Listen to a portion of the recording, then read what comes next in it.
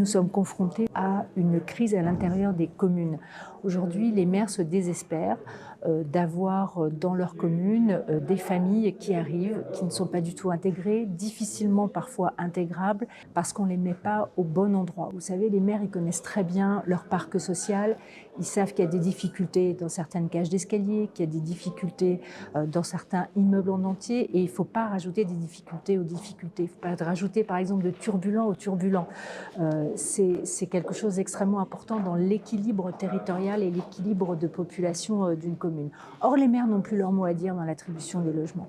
Les artifices administratifs qu'on a créés font que les maires n'ont plus de mot à dire, ils n'ont plus leur mot à dire dans le peuplement de leur commune. Et ça pose vraiment des problèmes d'équilibre.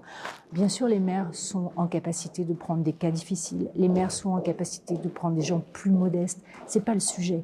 Le sujet, c'est de savoir où on les met dans la ville pour ne pas créer de troubles et pour leur permettre une bonne intégration.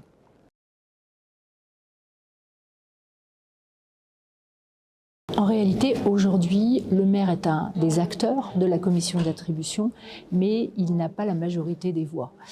Et son avis compte assez peu par rapport aux choix qui sont faits par les bailleurs et par la préfecture. Et donc, même s'il donne son avis, même s'il propose des dossiers, ce ne sont pas toujours ces dossiers qui sont pris et qui sont attribués.